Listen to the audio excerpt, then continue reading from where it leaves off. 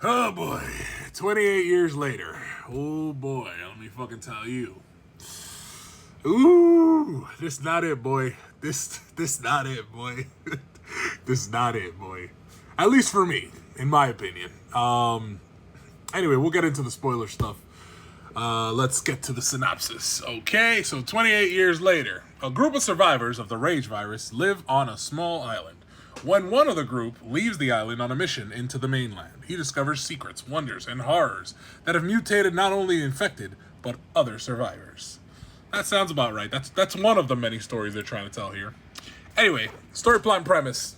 I'm gonna give it half a point. Okay, they tried to tell way too many stories, and there was one that has a through line throughout, which we'll talk about later, that they kind of delivered on. So I'm gonna give them half a point for that. But everything else, what a fucking mess. Sound design and score. I'm also giving half a point. I really enjoyed the trailer, like the sound of the trailer is what really sold me on maybe they do a good movie this time. And that sound, or yeah, that song or whatever it is, it's like a poem song thing. They put it in the film, and it's in the film, and it's really good, and I really enjoyed it. They took away the score, though, the actual cinematic score from the original 28 Days Later, 28 Weeks Later, and I really enjoyed that score, man. Especially from 28 Weeks Later, like you really hear it in 28 Weeks Later more than 28 Days Later, but I really love that score, and they took it off. At least I didn't hear it, so I'll give them a half a point for that. Cinematography. I'll give them a full point for cinematography, I'll tell you that, because goddamn, those vistas, where they shot this, like Scotland, the island, there's just beautiful views of the woods and the island, the forest, like, just, it's actually really nice. The other stuff, the editing of the other things that we will talk about later, that's more of a directing choice, so I'll ding it there. But the cinematography, as far as like what I see, even the scenes where it showed these, it was like a night vision of the zombies, but everything was red. I really enjoyed that, actually. So we're gonna give it a full point for cinematography.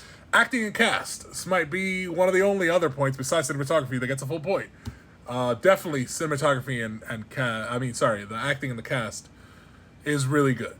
Everyone's acting their ass off here, and everyone deserves their flowers. It's really good. It's really good. The acting and the cast was amazing, actually.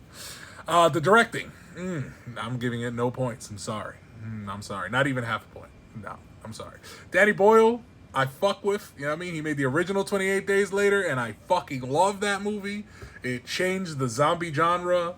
Even though people don't want to say this is a zombie genre, this is a zombie film. They even say zombies, I think, in this film, finally. But, yeah, I enjoyed it, and I love what he did and the creation of this franchise. This time, though, and you know, I feel like I gotta blame this guy right here, Alex Garland. Listen, I love Ex Machina, but that is where the love for Alex Garland stuff stops. Okay, starts and stops. Annihilation, not my bag. What else he did? Civil War, not my bag. Literally sold me a false advertisement movie right there. What else did he do? He did another one recently. Warfare, I think, also. Warfare was actually not that bad, but still not like the best I've seen of like war or whatever. So I'm sorry, but Alex Garland gets a lot of hype, and it's just, to me, does not deliver. Like, every time this man is involved, I question it because I'm like, it could hit or it could miss. And most of the time it misses. And this is one of those times. And I'm sorry to say, they bungled this shit. They bungled this shit. Okay, let me finish rating it. So half a point story, half a point for sound. So 1, full point for cinematography. 2, full point for cast. 3, no points for directing. 3 out of 5. This is a 3 out of 5 film. Check it out if you want to. I would wait for streaming if I was you. There's nothing really that, in my opinion, demands a giant screen. The vistas, again, are very nice, but if you have a big enough screen in your house, it'll look nice. You know what I mean? If you watch National Geographic, you'll see these things. Okay, we're going to go into spoiler territory now. So 3 out of 5, don't you forget it. Whew. Okay, I got to put the phone down for this, because, man, we got to talk. I love Alex Garland, okay? Not Alex Garland. Oh, no, I don't love Alex Garland. I love Danny Boyle, okay? I loved 28 Days Later. I'm not going to lie to you. When it first came out, Cillian Murphy was nobody. And well, not nobody, but he was very not well known. And this to me put him on the map for me as like a great actor because of this film and what they were able to achieve in this film, which they kind of try to recreate in this film, right? It's a one-man story. In 28 Days Later, he wakes up in the apocalypse, and by the end of it, he's a badass, right?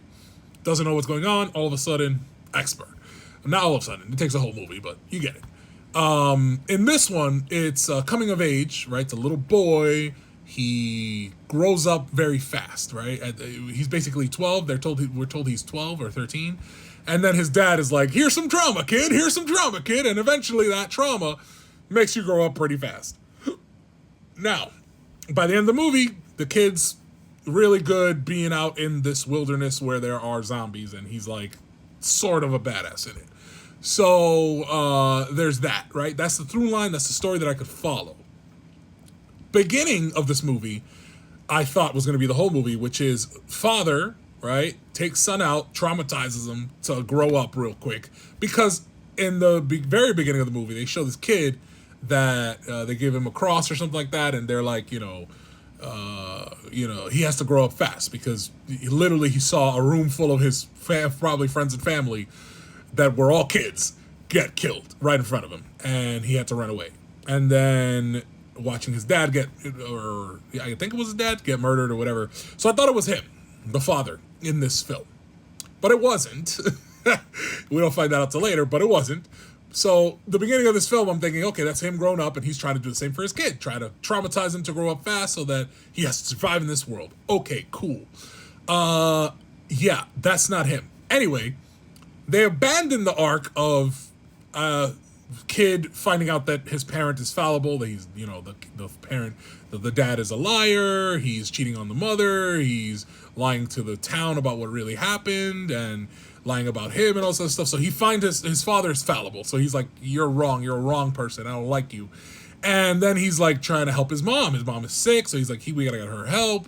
And blah, blah, blah, blah. He finds out that there's this doctor out there. So his dad lied about that too. And it's like, oh, you don't even want mom to get better so you could be with this girl. So I'm taking her and we're out of here. And it's like, okay, now it's a different movie. Now it's kid that is a caretaker for a dying parent, which has been done many times. Granted, not in a zombie apocalypse. I don't remember. But okay, cool. Now we're telling that story. Awesome. Guess what? 10 minutes later, mom dead. Immediately. They find out they can't fix her. She has cancer. Kill her off right away. Here, find a place for her skull. Ralph Fiennes, by the way. Ralph Fiennes, as soon as he comes into the movie, steals every scene. Goddamn, so great. Child actor, though, the kid in this, actually really good. Actually really amazing performance from the kid. Top notch, top tier. I just wish his performance was in a better movie. But yeah, Aaron Taylor Johnson also as the dad, really good. Jodie Comer as the mom, amazing. The acting was amazing. I'm not gonna lie. I didn't feel anything. I'm sorry. Like, I know some people felt stuff when they found out that the mother had cancer and she had to die, and also I was like, I don't know, because it just showed Ralph Fiennes' character kind of screep off the side and be like, whew. And it's like, what the fuck? And I just saw him dart a giant fucking, alpha, so, whatever. Oh, so abandon that storyline. Then we have this is all kind of meshed together. I don't say abandon like they picked one up and put one down. It was kind of like this is all together, and as stuff was falling apart, this is what's left. So this baby was left, right? This baby from an infected person that's not infected, and we don't talk about this. We don't address this. It just happens, and that's okay, and that's it. And then he leaves it in the town. Then he decides to stay out. Now, the ending of this movie could have been cool, right? It could have been him in the woods, being a badass, surviving, being in the woods, being all cool and shit. And it kind of starts that way, but then he's like running away from zombies, and then these fucking mighty golfing Power Rangers, these niggas in these golf outfits, these fucking B-boys and B-girls, in Teletubby wear, because I guess, now we found out that Jimmy, which has been spread all across the town, the name Jimmy, oh man, just, the fucking music was jarring, that scene was jarring, and that's a horrible way to end the movie, but they're setting up for a trilogy, so, and I feel like in doing that, they did a disservice to this movie. Anyway, that's about all the time I have. Sorry if you stuck around this long for this. Let me know what you guys think down below. I'm going to end this just as jarringly as 28 years later. Deuces.